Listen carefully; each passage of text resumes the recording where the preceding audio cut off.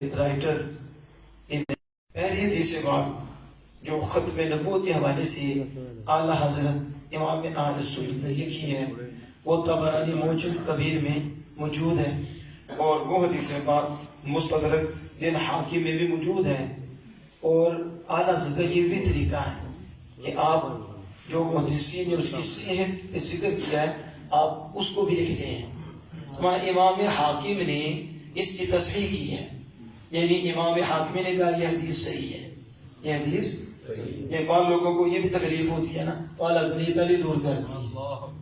اور بہقی میں یہ بہقی دلائل النبوہ اس میں بھی یہ حدیث موجود ہے، لیکن اس کے راوی اس حدیث کو حضور سے بیان کرنے والے وہ امیر المومنین خلیفہ ثانی اور شیعوں کے لیے عذاب قاہر سیدنا فاروق اعظم شیعہ گھر میں روتے ہیں، وہ آپ کا نام سنتے آگ لگ جاتی ہے، اتنی تکلیف اتنی ایٹم بم کی نہیں ہے، چھوٹے سے لے کے بڑے تک مرچ لگ جاتی ہے جب وہ عمر نام سنتے ہیں۔ کیا اللہ نے جلال رکھا، کیا حضور کے غلام کی طاقت ہے، نہ گولی چلانی پڑتی ہے نہ گولا چلانا پڑتا ہے، ہر شیعہ کے گھر میں رولا ہے، کیونکہ فاروق اعظم ہمارے مولا ہیں، ادھر رولا ہی پڑنا ہے۔ تو اس کے راوی سیدنا فاروق اعظم ہے رضی اللہ تعالی عنہ۔ اور حدیث میں کیا ہے کہ جب حضرت آدم علیہ السلام سے لغزش ہوئی، یہ بڑا ادب والا لفظ ہے، کیا ہوئی؟ لغزش ہوئی۔ اور کبھی موقع ملا پھر بتاؤں گا یہ لغزش اللہ کے یہاں کتنی اعلیٰ ہے۔ بڑے سے بڑا متقی، بڑے سے بڑا پرہیزگار آدم علیہ السلام کی لغزش کو نہیں پہنچ سکتا۔ اس لغزش کا مقام کیا ہے، اس لغزش کا مرتبہ کیا ہے، یہ کبھی موقع ملا، وگرنہ یہ جو پلید لوگ ہیں یہ پتہ نہیں کیسے کیا بکواس کرتے ہیں۔ ظاہر ہے جن کا باپ ہی نہیں تو انہوں نے یہی کرنا ہے، ہمارے تو وہ باپ ہیں اور سارے نبیوں کے بھی باپ ہیں، ابو البشر ہیں، سارے بشروں کے باپ ہیں۔ آدم علیہ السلام آپ کی لغزش میں بھی بہت نور ہے، لیکن وہ انشاءاللہ تعالیٰ کسی نشست پہ بیان ہوگا۔ تو آپ نے عرض کی یا رب اسألک بحق محمد صلی اللہ علیہ وسلم، اے مالک میری یہ لغزش میری یہ لغزش مالک محمد صلی اللہ علیہ وسلم کے حق کی وجہ سے میں تجھ سے سوال کرتا ہوں، ان غفرت لی، تو مجھے بخش دے، میری لغزش معاف فرما دے، لیکن بحق محمد صلی اللہ علیہ وسلم، رسول اللہ صلی اللہ علیہ وسلم کے وسیلے سے میں تجھ سے عرض کرتا ہوں کہ ان غفرت لی، تو میری یہ لغزش معاف فرما دے۔ یہ عرض کی تو اللہ تعالیٰ نے فرمایا اے آدم تو نے محمد صلی اللہ علیہ وسلم کو کیسے پہچانا؟ اسے مالک تو جانتا ہے نا، مجھے بتاؤ مالک نہیں جانتا؟ ہمارا تو خدا وہ ہے کہ ہر شے جانتا ہے، اور اس کے بتائے حضور قیامت تک کا علم رکھتی ہے۔ اب یہ بات کہاں کی ہے؟ ابھی تو دنیا بنی نہیں، اللہ نے آدم علیہ السلام کو بنا کے کچھ دکھایا، اب مالک وہ راز ظاہر کرنا چاہتا ہے تاکہ قیامت تک آنے والوں کو پتہ چل جائے میرے محبوب کا مقام و مرتبہ کیا ہے۔ ظاہر ہے محب محبوب کی شانیں دکھاتی، یہ تو پتہ نہیں کون سے کلمہ وہ ہیں جنہیں حضور کی شان سن کے پیچھے سے لگ جاتی ہیں۔ ایمان ہو تو پھر ہے نا، رب کو پیار ہے اس لیے اس انداز سے سوال کرتا ہے تاکہ آدم وہ پردہ تو اٹھائے نا، تو زمانے والوں کو پتہ چل جائے کہ جو کچھ بھی ملا ہے اسی محبوب کے صدقہ سے ملا ہے۔ تو مالک اللہ فرماتا ہے آدم یہ تو بتاؤ آپ کو کیسے پتہ چلا کہ محمد صلی اللہ علیہ وسلم ہیں، ان کا آپ کو کیسے پتہ چل گیا؟ تو حالانکہ میں نے ابھی تو انہیں پیدا ہی نہیں کیا، تبھی پیدا ہی نہیں کیا تو آپ کو کیسے پتہ چلا؟ تو آدم علیہ السلام نے عرض کی الہی تو نے مجھے اپنی قدرت سے بنایا اور مجھ میں اپنی روح پھونکی۔ اب یہ ہے راز، جب آدم علیہ السلام نے لبا روح پھونکی نا تو آدم علیہ السلام کی سب سے پہلی نظر عرش کے پائے کے نیچے پڑی. اللہ جل وعلا نے نہ دائیں پڑھنے دی نہ بائیں پڑھنے دی نہ ادھر پڑھنے دی. عرش کے پائے پہ آپ کی نظر پڑھنے دی اور آپ کی نظر ڈلوائی وہاں. راز تھا تاکہ آدم آنکھ کھولے تو پہلے میرے محبوب کے نام کو دیکھیں اور جان لیں یہی ہیں جن کے سب کی آدم تجھے بھی بنا رہا ہوں. یہ آدم علیہ السلام نے اس کو دیکھا تھا اور آدم علیہ السلام کے دل میں حضور کا ادب, حضور کا احترام کہ جو مجھ سے بھی پہلے جن کا نام اللہ نے اپنے ساتھ لکھا ہے اس سے معزز کوئی اللہ کے ہاں ہے ہی نہیں, اس سے مکرم کو اللہ کے ہاں ہے ہی نہیں. تو آدم علیہ السلام نے کہا مالک جب روح پھونکی تو میں نے سر اٹھایا تو عرش کے پایوں پر لکھا پایا لا الہ الا اللہ محمد رسول اللہ. میں نے یہ دیکھا تو میں نے جان لیا کہ تو نے اسی کا نام اپنے نام پاک کے ساتھ ملایا ہوگا جو تجھے تمام جہاں سے زیادہ پیارا ہے. ابا جان تو جان گئے, یہ پتہ نہیں کب جانے گے. آدم علیہ السلام کہتے ہیں میری نظر جب پڑی تو میں جان گیا کہ تو نے جس کا نام اپنے ساتھ رکھا ہے وہ جہاں میں سب سے زیادہ تجھے پیارا ہے. تو جو پیارا ہوتا ہے اس کے صدقے پیار ہوتا ہے. آدم علیہ السلام سمجھ گئے کہ پیاروں کا وسیلہ ڈالنا چاہیے. پیاروں کا نبی تو جان گے لیکن یہ پتہ نہیں کب جانیں گے. یہ اس وقت ہی جانے کے جب آلہ سے کہتے ہیں آج لے ان کی پناہ, آج مدد مانگ ان سے, کل نہ مانیں گے قیامت کو اگر مان گیا. اس وقت آنکھیں کھلی تو کیا کھلی, اس کی یہاں کھلی ہے اسی کی آنکھیں کھلی ہیں.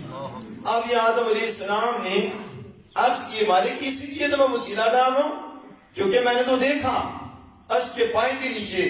اب اللہ جل وعلا آگے سے کیا فرماتا ہے صدقت یا آدم, آدم تو نے سچ کہا ہے, تو نے سچ کہا ہے اس لیے کہ ساری مخلوق میں مجھے یہی محبوب ہے. احب الخلق الیہ ڈال دیا اس لیے میں نے تمہارے کو پیدا نہ کرتا اور محمد نہ ہوتے. یہ تیرے اولاد میں سے آخری نبی ہے, تیرے اولاد میں سے زیادہ. تبرانی نے اس کو زیادہ کیا وَهُوَ آخِرُ الْأَنْبِيَاءِ مِنْ ذُرِّيَّتِكَ. اب یہاں دیکھیں اللہ جل وعلا کس طرح اپنے محبوب کی شان بیان کرتے ہوئے آدم علیہ السلام کو یہ بھی فرماتا ہے کہ آدم علیہ السلام تمہیں بھی بنایا ہے تو انہی کے صدقے سے بنایا ہے. آج جو ہے نا یہ شیعوں کے جراثیم جو ہیں یہ کتنے اندر داخل ہو گیا عوامی اہل سنت میں, اور کچھ خطیب بھی ایسے ہیں اور بھی شعر پڑھتے ہیں بے دم یہی تو ہیں 5 مقصود کائنات. کیا کہتے ہیں بے دم یہی تو ہیں 5, اور اس میں کہتے ہیں حسن و حسین فاطمہ و علی, تو یہ سارے 4 حضور سید عالم صلی اللہ علیہ وسلم کی ذات پاک. نعوذ باللہ من ذالک. یہ تو شیعت ہے, ان کا کیا تعلق ہے؟ حضور ہیں مقصود کائنات. کون ہیں؟ آپ بھی ذرا دھیان رکھا کرو. ہر نعت شعر سنے, یہ نعت میں پڑھے کتنے ہوتی ہیں, کتنے پڑھے ہوتی ہیں پتہ ہی نہیں. شیعوں کی بولی بولنی شروع کر دیتے ہیں اور اس طرح یہ شروع ہو جاتی ہے. حضور ہی مقصود کائنات ہے. اور اللہ پاک ماتے آدم اگر میں محمد کو نہ بناتا اور انہیں پیدا نہ کرتا میں تجھے پیدا نہ کرتا.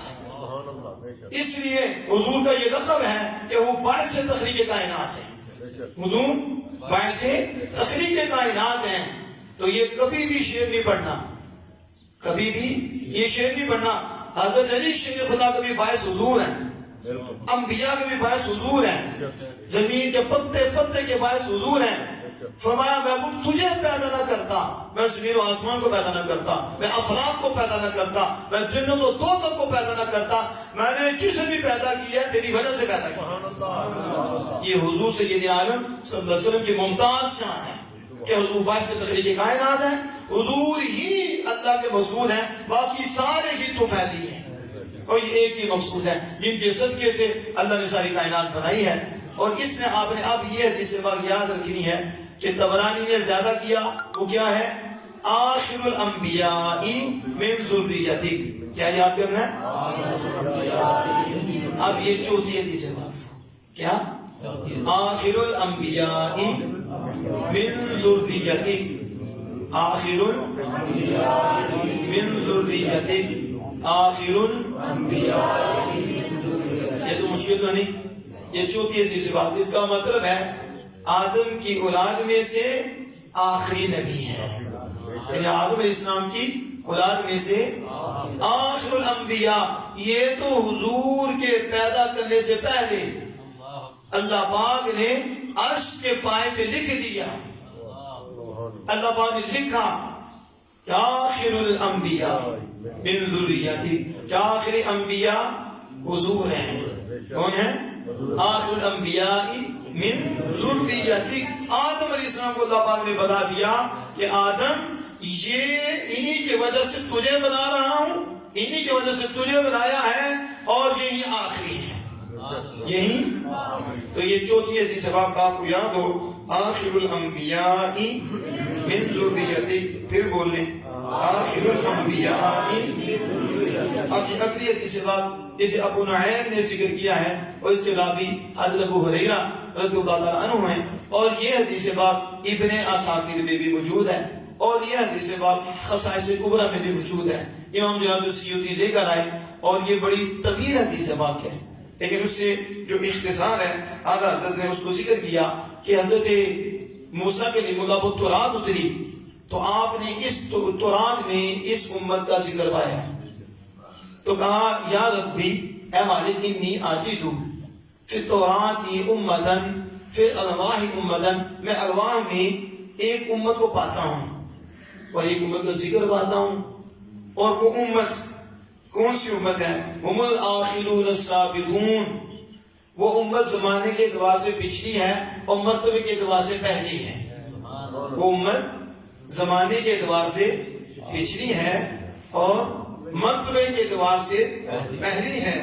فَاجْعَلْهَا أُمَّتِي، موسیٰ کلیم اللہ نے کہا مالک یہ امت مجھے دے دے، جو زمانے کے اعتبار سے پچھلی ہے اور مقام و مرتبے کے اعتبار سے پہلی ہے، تو یہ امت مجھے دے دے۔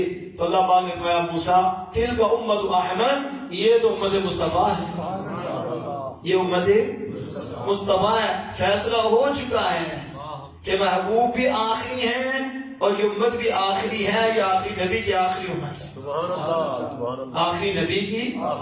اب آپ نے یہ بھی حدیث بات یاد کر لینی ہے کہ ہم الآخرون، بولے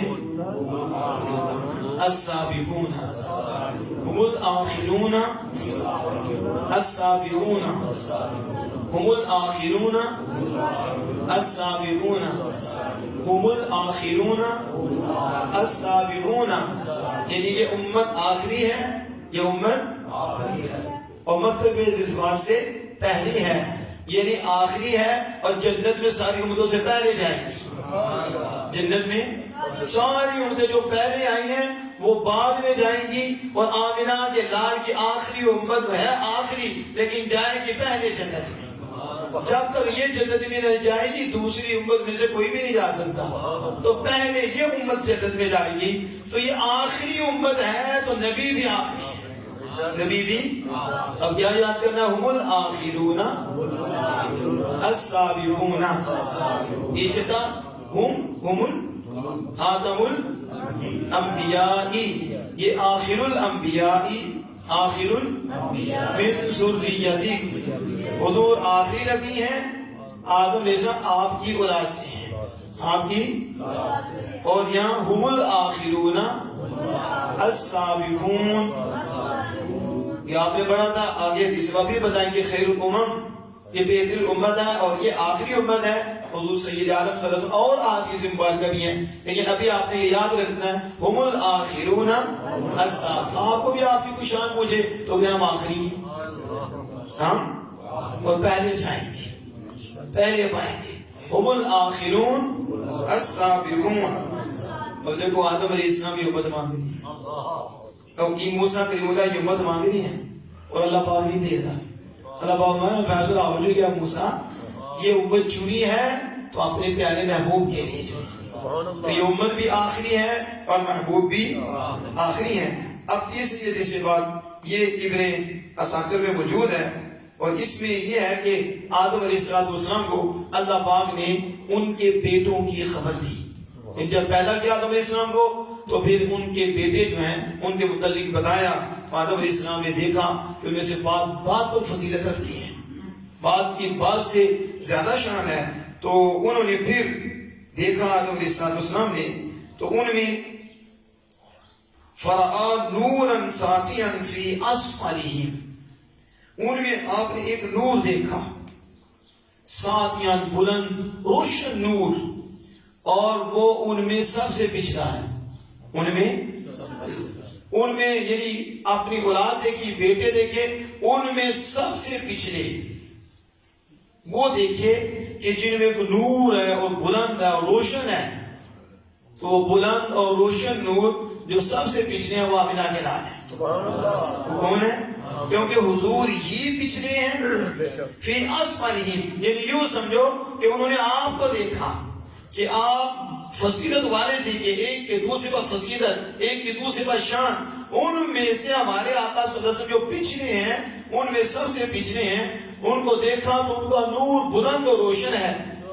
تو آدم علیہ السلام نے کہا یا ربی من ھذا, اے مالک یہ کون ہے جو سب سے بلند ہے, جو سب سے بعد میں آنے والے ہیں اور نور ان کا روشن اور بلند ہے, یہ کون ہے؟ میں ھذا ابنک احمد, آدم یہ تیرے بیٹے احمد ہیں. کیونکہ حضور کا آسمانوں پہ نام احمد ہے, قرآن پاک میں بھی حضور کا نام احمد آیا, آپ جو بڑے نام ہے, یہ ذاتی نام, یہ تیرا بیٹا احمد ہے. اور پھر اللہ پاک نے شان بیان فرمائی, احمد بھی شان ہے. ما هو الاول والآخر, یہی اول ہے اور یہی آخر ہے. یہی بولے آپ یہ آپ نے یاد رکھنا ہے, یہ تو سب کو آتا ہے. والاول والآخر کس کو نہیں آتا؟ بچے کو آتا ہے, سورۃ شکایت نہیں. تو والاول والآخر حدیث پاک میں یہ لفظ ہے, والاول, آدم یہی اول ہے اور یہی آخر ہے.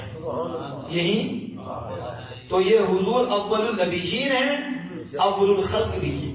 سارے خلق سے پہلے حضور ہیں اور سارے نبیوں سے پہلے نبی حضور ہیں, اور آخری نبی بھی حضور ہیں.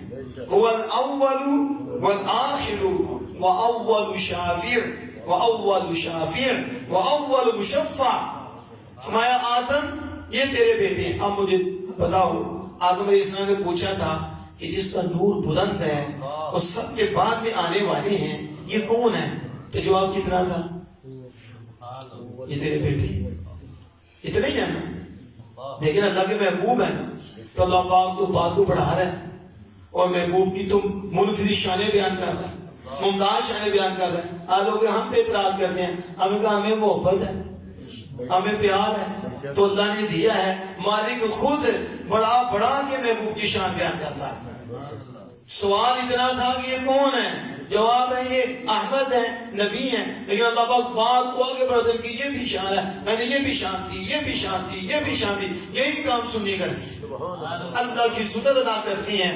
والاول, یہ اول ہیں, والآخر, اور یہی آخر ہیں, اور یہی پہلے شافی ہیں. یہی سب سے پہلے سفارش کرنے والے بھی یہی ہیں. وہ اول مشفع, اور سب سے پہلے جن کی ہم مانیں گے. سب سے پہلے آپ کو پتا سارے نبی غیری کہیں گے اور گھبرائیں گے اس موقع پہ. تو اللہ فرماتا ہے یہ سب سے پہلے شافی بھی یہی ہوں گے, اور سب سے پہلے جن کی مانی جائے گی وہ بھی یہی ہوں گے. ایسے تو نہیں کہتے ہو حبیب الذی ترجا شفاعتہ لکل حول من الاحوال مخدعمی, یہ محبوب تو وہ ہیں جن کے شفاعت کی امید کی جاتی ہے. کب؟ جب گھبراہٹ کا وقت ہوگا, جب قیامت کی اور ناکیاں ہوں گی تو امت پریشان ہوگی, لیکن تسلی آمنہ دلا دے گی, کیونکہ حضور اول شافی ہیں اور حضور ہی کی مانی جائے گی. سب سے پہلے حضور کی مانی جائے گی. تو اب آپ نے کیا یاد رکھنا ہے؟ الاول والآخر, آخر نبی حضور ہیں, آخر نبی اول والآخر. پھر بولیں پہلے آخر الانبیاء من ذریتک, اور دوسری هم الآخرون السابقون, اور تیسری هو الاول والآخر. اگر یہ یاد ہو جائے اول شافی یہ مشکل نہیں ہے، والاول مشفع یہ بھی مشکل نہیں ہے.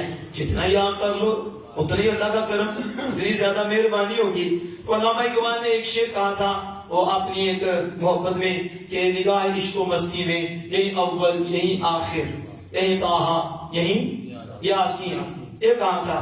ہم نے کہا یہ علامہ اقبال نے نگاہ عشق و مستی میں کہا ہے، تو اس کا یہ مطلب نہیں ہے کہ قرآن و حدیث میں نہیں ہے. قرآن و علامہ اقبال کا وہ مقام تھا اعلیٰ حضرت، اعلیٰ حضرت پھر قرآن و حدیث سے دلائل بھی دیے ہیں کہ یہ نہیں ہے کہ صرف عشق و مستی میں یہ تھا، حقیقت میں یہ ہے، حقیقت میں کہ حضور اول ہیں، حضور آخر ہیں. اور شیخ عبدالحق محدث دہلوی مدارج النبوہ پہلی جلد میں لکھتے ہیں کہ اللہ کی جہاں یہ حمد ہے والاول والآخر والظاہر والباطن، یہ اللہ کی حمد ہے تو آمنہ کے لال کی نعت بھی ہے. یہ رسول اللہ صلی اللہ علیہ وسلم کی، کیونکہ اللہ ایسا اول ہے کہ اس کی ابتدا نہیں، اور وہ ایسا آخر ہے کہ اس کی انتہا نہیں. حضور وہ اول ہیں جن کی ابتدا ہے، حضور وہ آخر ہیں جن کی انتہا ہے. نبیوں میں حضور اول ہیں، مخلوق میں حضور اول ہیں، حضور کی ابتدا ہے لیکن ابتدا میں حضور ہی ہیں، اور انتہا حضور پہ ہے کہ حضور آخری نبی ہیں. اس لیے حدیث کو کی یاد ہونی چاہیے والاول والآخر، یہ حدیث پاک ہے. اول والآخر، حضور ہی اول ہیں، حضور ہی آخر ہیں. اب تیسری یہ بھی حدیث پاک یاد ہو گئی. اب اس کے آگے اعلیٰ حضرت عظیم مرتبہ پھر وہ عالم خیال کی طرف چلے جاؤ، اور پھر اس دنیا بننے سے پہلے کے عالم کی طرف چلے جاؤ. تو اعلیٰ حضرت وہ حدیث پاک لے کر آتے ہیں، اور اس کے راوی یہ جابر ہیں رضی اللہ تعالی عنہ. یہ کیا الفاظ ہے حدیث پاک کے؟ بین کتفی آدم مکتوب محمد رسول اللہ خاتم النبیین. آدم علیہ السلام کے دونوں کندھوں کے درمیان، آدم آپ کو بنایا نا اللہ پاک نے پیدا کیا تو آپ کے دونوں کندھوں کے درمیان لکھ دیا محمد رسول اللہ خاتم النبیین. آدم علیہ السلام کے کندھوں کے درمیان لکھا گیا کہ محمد اللہ کے رسول ہیں اور محمد رسول اللہ آخری نبی ہیں. اب کیا یاد رکھنا آپ نے؟ محمد رسول اللہ خاتم النبیین. بولے محمد رسول اللہ، محمد رسول اللہ، محمد رسول اللہ، محمد رسول اللہ، آخر الانبیاء من ذریتک هم الآخرون السابقون والاول والآخر محمد رسول اللہ خاتم النبیین. یہ آدم علیہ السلام کے کندھوں کے درمیان لکھا گیا اور اللہ نے آپ کے کندھوں کے درمیان لکھ دیا. تو کتنی حدیثیں لوگ یاد ہوئی؟ 4 ہوئی. اب یہ آخری سماعت فرمائیں. اور یہ اعلیٰ حضرت آئے ابن ابی شیبہ. شیبہ یہ امام بخاری رضی اللہ عنہ کے بھی استاد ہیں. ابن ابی شیبہ مصنف میں بطریق مصعب بن سعد، یہ حضرت مصعب بن سعد کے طریق سے ہے، حضرت کعب عباد رضی اللہ تعالیٰ عنہ سے روایت سے. وہ کیا ہے؟ قال اول من یأخذ بحلقۃ باب الجنہ، میں ہی وہ ہوں گا سب سے پہلے جو جنت کا دروازہ کھٹکھٹاؤں گا. حضور کے علاوہ کوئی بھی جنت کا دروازہ نہیں کھٹکھٹا سکتا. یہ تیسے بات نہیں ہے لوگ دیکھتے، لیکن جب اندر ہی کالا ہو تو وہ کب یہ بیان کر سکتے ہیں؟ وہ تو کہتے ہیں حضور کو پتہ ہی کچھ نہیں، تو حضور تو قیامت کی ایک بات بتا رہے ہیں اور فرمایا کوئی نہیں، میں ہی ہوں اول کہ جو جنت کا دروازہ کھٹکھٹاؤں گا اور پھر میرے کھٹکھٹانے سے ہی جنت کا دروازہ کھولا جائے گا. یہ بھی مشکل کشائی ہوگی تو میرے ذریعے ہی ہوگی. یہ حضور سید عالم صلی اللہ علیہ وسلم خود اپنی شان بیان فرماتے ہیں. پھر آپ نے یہ پڑھا آیت من التوراۃ اضرابا، آپ نے یہ حدیث پڑھی کہ تورات کی مقدس آیت پڑھی کہ سب سے پہلے مرتبے میں سابق اور زمانے میں لاحق یعنی امت محمد صلی اللہ علیہ وسلم نحن الآخرون والاولون. نحن یہ آپ سے 10 میں آیت پڑھی ہے جو تورات میں موجود تھی. نحن الاولون والآخرون جو پیچھے آپ پڑھ کے آئے. نحن الاولون والآخرون یعنی یہ زمانے کے اعتبار سے آخری ہے اور مقام و مرتبے کے اعتبار سے پہلی ہے. ادھر سابقون تھا, یہاں کیا ہے, ادھر تھا آخرون السابقون. یا ترتیب یوں ہو گئی الاولون والآخرون. الاولون نحن الآخرون والاولون. نحن الآخرون والاولون یعنی ایک اور طریقے سے, یہ اس لیے دوسرے طریقے سے لاتے ہیں کہ اور مضبوط ہو جاتی ہے. یعنی پہلے بھی آئی نحن الآخرون السابقون, اب آئیے نحن الآخرون الاولون یعنی سابقون کی جگہ اولون کا صیغہ آیا ہے. سبحان اللہ. تو اب آپ نے یہ جو 5 حدیث بات یاد کر لیں. یعنی آخری یہ ہے نحن الآخرون الاولون. نحن الآخرون الاولون. پھر بولے نحن الآخرون الاولون. نحن اب پھر شروع سے دفعہ پڑھ لیں, شروع سے. آخر الانبیاء من ذریتک, اس کے بعد دوسری هم الآخرون السابقون, اس کے بعد تیسری والاول والآخر, اس کے بعد چوتھی محمد رسول اللہ خاتم النبیین, اور 5ویں نحن الآخرون الاولون. پندر باقی نسبت سے 5 پوری ہوئی. آپ اچھے ٹی پہ وضاحت کریں گے, یاد کرانی ہے 5. تو میں نے کہا تھا تاک تاک چل رہے ہیں ہم, تو یہ تاک ہی ہے ہماری. تو آیتیں بھی 5 تھی, حدیث پاک بھی 5 ہوئی, تو کچھ تو یاد ہوگی, تدبیر تو رہیں گے انشاءاللہ, پھر یہ مضبوط ہو جائیں گی. آپ یہ آج حدیث پاک سماعت فرمائیں. یہ ابن اساکر جس کے حوالے دیتے ہیں, محدثین دیتے ہیں, امام جلال سیوطی دیتے ہیں, بڑے بڑے اعلیٰ حضور اس کے حوالے دیتے ہیں. یہ تاریخ دمشق ہے, اور یہ بتایا تھا یہ 80 جلدوں پر مشتمل ہے. کتنی جلدوں پر؟ 80 جلدوں. اور اس کی قیمت کتنی ہے؟ یہ نہیں کوئی 10,000 کی ہے, یہ ہے 1,08,000. اتنی. تو پھر یہ تیسرے باغ آئیے سامنے, یہ سنے تو یہ کتنا اجر ملے گا اسے جس نے یہ تعاون کیا. اور اب یہ تیسرے باغ پڑھی جائے گی, اس سے مطیع الرحمان صاحب کل کے کام کر رہے ہیں اور ہم ماشاءاللہ وہ حوالے لگا رہے ہیں, اور یہ حوالہ بھی انہوں نے لگایا ہے. تو ڈھونڈ کے اس کے اندر سے یہ عربی ہے, تو میں نے ڈھونڈا ماشاءاللہ, باقی نے بھی جزائے خیر دے. پھر یہ لگے رہتے ہیں کہ آپ کتابیں آئی ہیں تو میں حوالے لگاؤں, میں نشان لگاؤں. تو اس لیے میں چاہتا ہوں کہ اس حدیث پاک کی تلاوت کی جائے. اور یہ حدیث پاک پہلے آپ سنتے تھے اردو میں, آپ عربی میں سنیں گے آج, پھر اس کا ترجمہ کریں گے, پھر جب موقع ملا تو اس کی مزید وضاحت بھی ہم کریں گے. آپ یہ سنیں حدیث پاک کون سی ہے اور کیا ہوا. فَكَلَّمَ رسول اللہ صلی اللہ علیہ وسلم الحمار فَكَلَّمَهُ الْحِمَارُ, گدے نے, حضور نے گدے سے کلام کیا, اس گدے نے حضور سے کلام کیا. اس نے کلام کیا. یہ حضور کی باتیں کرتے ہیں, حضور تو گدوں کی بھی جانتے تھے. یہ کس کی نہیں حضور جانتے, کس کی بولی نہیں جانتے. تم حوصلہ ایران کی جانتے ہو, میرے آقا سب کی بولیاں جانتے ہیں. صرف جانتے نہیں, سنتے بھی اور پھر سمجھاتے بھی. ان کی مشکلیں بھی حل فرماتے, ان کی پریشانیاں بھی حل. بلاتا اونٹ آیا, شکایتیں کرتا ہے, تو ان کی بارگاہ وہ بھی سمجھتا ہے مشکل کشا آتا ہے, ان کے بارگاہ میں آ جاؤ مشکل حل ہو جاتی ہے. یہ 2 ٹانگوں والے بھی سمجھے, 4 ٹانگوں والے سمجھ گئے. اس پہ حدیث موجود ہے. اب یہ حضرت حمار ہے, یہ حضرت یعفور ہے. پہلے یعفور نہیں تھے, پہلے یہی ہے حدیث پاک میں فَكَلَّمَ رسول اللہ الحمار, رسول اللہ صلی اللہ علیہ وسلم نے گدھے سے کلام کیا. اور فَكَلَّمَهُ الْحِمَارُ, اور حمار نے حضور سے کلام کیا. تو فقال لهم النبی ما اسمک, رسول اللہ صلی اللہ علیہ وسلم نے فرمایا تیرا نام کیا ہے. قال یزید بن شہاب, اس نے کہا میرا نام یزید بن شہاب ہے. اخرج اللہ عز وجل من نسل جدی 60 حمارا كلہ لم یرکبہم الا نبی. کہا میری نسل سے اللہ عز و جل نے 60 گدھے نکالے میری نسل سے کتنے؟ 60 گدھے. یعنی اپنے پہلے بتا رہا ہے 60.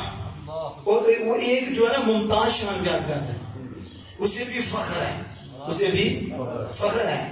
وہ کہتا ہے کہ میری نسل سے 60 گدھے اللہ نے پیدا فرمائے, 60 گدھے نکالے, اور سارے کے سارے اس شان والے ہیں کہ ہر ایک پر نبی ہی سوار ہوا ہے. ہر ایک پر وہ گدھا بھی فخر کر رہا ہے کہ میری نسل اتنی اعلیٰ ہے کہ ہر ایک پر نبی ہی سوار ہوا ہے. نبی سوار ہوا ہے. اسے کس نے نگل دے دی؟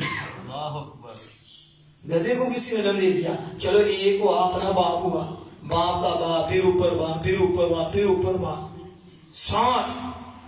تو گدھے کو پتا ہے گدھے کو کس نے دی ہے؟ جو گدھوں کو دے سکتا ہے. آپ سمجھتے, چونٹیوں کو دے سکتا ہے. پتہ نہیں ان کا کیا ایمان ہے, کسی کا ایمان ہی نہیں, تو انہوں نے ایسی باتیں کر دی ہے. یہ حدیث بتا رہی ہے کہ اللہ نے علم دیا اسے, اور اس علم سے کہہ رہا ہے کہ 60, اور تو یہ جو نہیں کہہ رہے تجھے کیسے پتا. تو پھر یہ ممتاز شان بیان کرتا ہے کہ ہمارے اوپر ہماری جتنے بھی پیچھے گزرے جج سب پہ نبی ہی سوار ہوئے. اور پھر آگے اس نے کہا قد كنت قبلك برجل يهودي.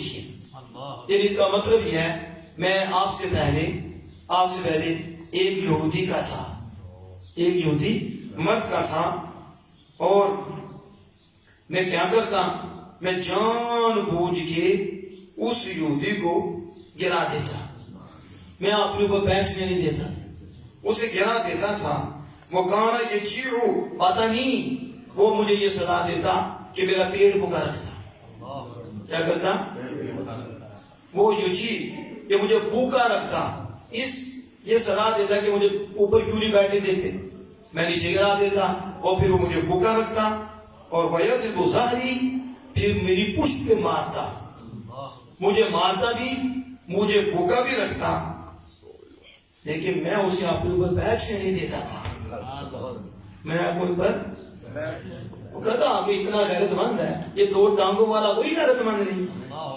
یہ مرزیوں کے ساتھ بیٹھ کے کھاتا, یہ کاروبار کرتا ان کے ساتھ, پیدا بات ہی کوئی نہیں, یہ مسئلہ کوئی نہیں. واقعی جس کا ایمان نہ ہو اس کے یہاں کوئی مسئلہ نہیں, اور جو بے غیرت ہو جائے اس کے یہاں کوئی مسئلہ نہیں. جس کا ضمیر نہ ہو اس کے لیے کوئی مسئلہ نہیں, اور جو غیرت مند ہو وہ کہتا سارا کچھ یہی ہے. حضور کی عزت کی بات ہے. گدھے میں اتنی غیرت کہ گدھا مار کھا لیتا, بھوک برداشت کر لیتا, یہ پلیٹ کے لیے وہاں جا کے بیٹھ جاتے. بات تراویوں میں کہتے ادھر کھانا ملتا, وہاں جا کے کھا لیتے.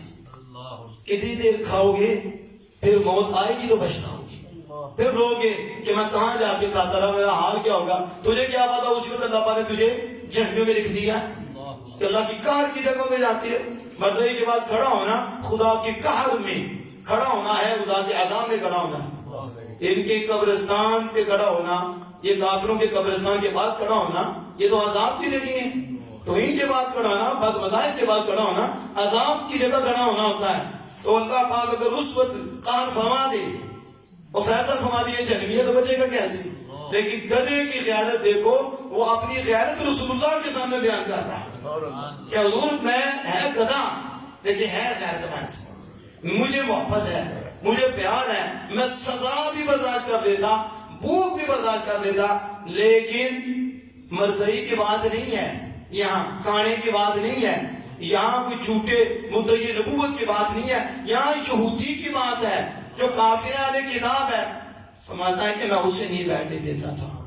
اس کے بعد نبی اکرم صلی اللہ علیہ وسلم نے اسے فرمایا فَأَنْتَ یافور, فانتا آپ نے نام رکھ دیا. آپ نے کہا اب تم جزیبی شہاب والا نام ہے, آپ تمہارا ہم نام رکھتے ہیں, تم یافور ہو. تم کون ہو؟ اس لیے بھی بولتے ہیں حضرت یافور, حضرت.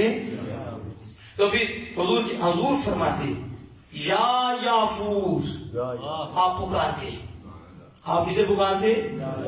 ادھر تو بندے دو کو پکارے تو شرک کا فتویٰ لگتا ہے, اور دو تو حمار کو بھی کہتے یا یافور. اور پھر پتہ ہے یافور کیا کہتے؟ قال لبیک, کیا کہتے؟ اب لبیک تو بھی گورا ورژن ہے, سمجھ رہے ہو لبیک. تو آپ کہتے یا یافور, تو وہ کہتا لبیک, جی میرے آقا میں حاضر ہوں. لبیک لبیک. ایک روئی صدی سے باغ میں بھی گدا بھی کہہ رہا لبیک میں حاضر ہوں.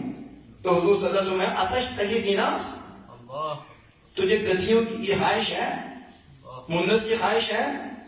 تو اس نے کیا کہا؟ اس نے کہا لا مجھے کوئی خواہش نہیں, اب آپ مل گئی, مجھے کوئی خواہش نہیں ہے. تو آپ رسول اللہ صلی اللہ علیہ وسلم کو حاجت ہوتی تو آپ اس پہ سوار ہو جاتے. کانا یرکب فی حاجتی, اب وہ حضور کا کیا بن گیا؟ غلام بن گیا. ادھر یہ بھی الفاظ موجود ہیں کہ اس نے کہا قد کنت اتوقع ان ترکبنی لم یبق من نسل جدی غیری ولا من انبیاء غیرک. اس نے یہ بھی کہا, اس نے کہا مجھے امید ہے, میں امید رکھتا ہوں. وہ کیا امید رکھتا ہوں؟ کہ مجھ پہ یہ کہ آپ سوار میری نسل میں سے کسی پر بھی کوئی غیر سوار نہیں ہوا, نبی سوار ہوا ہے, کوئی اور سوار نہیں ہوا, اور نہ اور میرے اوپر آپ ہی سوار ہوں گے کہ انبیاء میں سے کوئی ایک بھی ہماری نسل پہ سوار نہیں ہوا, اور میں بھی آخری ہوں اور آپ بھی آخری ہیں, اور مجھے امید ہے کہ اب آپ ہی مجھ پہ سوار ہوں گے. اب یہ گدھے کا عقیدہ کیا ہے؟ وہ بھی کہہ رہا ہے کہ آپ نبیوں میں سے آپ کے سوا کوئی نہیں ہے, اور میری نسل میں سے بھی میرے سوا کوئی نہیں ہے, میں بھی آخری ہوں آپ بھی آخری ہوں. یہ حدیث یعفور ہے کہ کہتا ہے میں بھی آخری ہوں اور آپ بھی, اور مجھے امید ہے کہ اب آپ ہی مجھ پہ سوار ہوں گے, پھر حضور سوار بھی ہوں. اور اپنی حاجت میں اسی پہ سوار ہوتے تھے, اور جب آپ کسی مقام پہ ٹھہرتے تو آپ اسے بیچتے. بوئسا بھی الى باب الرجل, کسی باپ کی طرف سے بھیجا جاتا, یا بارسا آپ اسے بھیجتے کسی دروازے, کسی مرد کے دروازے کے پاس. فیات الباب, تو دروازے کے پاس آتا اور آتا. فیقرعه برأسی, اپنے سر سے دروازہ کھٹکھٹاتا, سر مارتا اور دروازہ کھٹکھٹاتا. فإذا خرج إليه صاحب الدار وما إليه ان اجیب رسول اللہ صلی اللہ علیہ وسلم, جب صاحب گھر باہر تشریف لاتے تو یہ اشارہ کرتا کہ حضور کا فرمان ہے قبول کرو اور حضور کی بارگاہ میں حاضر ہو. وہ اشارے سے سمجھ دے کہ آقا دو جہاں صلی اللہ علیہ وسلم نے حضرت یعفور کو بھیجا. اب حضرت یعفور کو کیا پتا کہ کس کے گھر جا کے دروازہ کھٹکھٹانا, لیکن جو حضور کا ہو جاتا ہے وہ حضور کے اشارے بھی سمجھتا, حضور کی گفتگو بھی سمجھتا. آپ جو کہتے وہ چلا جاتا اور اسی دروازے پہ جاتا جس دروازے کی طرف حضور بھیجتے. جی حضور کے گدھے کا یہ عالم ہے تو غلاموں کا عالم کیا ہوگا کہ وہ بھی کسی غلط دروازے پہ نہیں جاتا تھا, اسی دروازے پہ جا کے سر مارتا تھا, اور پھر جب صاحب گھر باہر آتے تھے وہ اشارہ کرتا تھا کہ حضور کے حکم کو قبول کرو, حضور کی بارگاہ میں حاضر ہو جاؤ. لیکن جب رسول اللہ صلی اللہ علیہ وسلم کا وصال ہوا تو یہ کنویں کی طرف آیا, اور یہ اسے ابو حیثم کا وہ کنواں تھا, اسے حضور کی محبت ہی بڑی تھی, اتنی محبت تھی اسے برداشت نہ ہوا, اس نے کنویں میں چھلانگ لگا دی, اور چھلانگ لائی تڑپ تڑپ کر اس نے جان دے دی. یعنی اب محبوب آقا نہیں اب میں بھی نہیں رہ سکتا. حضور سے تو گدھوں کو اتنی محبت ہے, حضور سے تو پتھروں کو اتنی محبت ہے, پتھر حضور کی محبت میں روتے ہیں, پتھروں کا یہ عالم ہے, اور اس طرح حنانہ حضور کی محبت میں روتا ہے, اور تنا خشک حضور کے عشق میں روتا ہے. لیکن جن کے اندر محبت ہی نہ ہو وہ بے ادب, وہ غیبتیں ہیں تو نفس تو پتہ نہیں کیا کچھ کرتے ہیں. اور جنہیں عشق ملا ہے انہیں پوچھو, اس حضرت یعفور سے پوچھ لو, اس طرح حنانہ سے پوچھ لو, نہیں تو وہ تو پہاڑ سے پوچھ لو. پہاڑ کے لوگ مثال دیتے ہیں کہ سخت دل ہے, یہ اس کا دل سخت ہوتا ہے, اس کا دل سنگ دل ہے, یعنی پتھر دل ہے. لیکن میرے آقا وہ ہیں جن سے پتھر بھی محبت کرتے اور کون پہاڑ محبت کرتا, اور یہ حضرت یعفور تھے جن کی حدیث باب بیان کی. اللہ جل وعلا ہمیں عمل کی توفیق عطا فرمائے. بسم اللہ الرحمن الرحیم.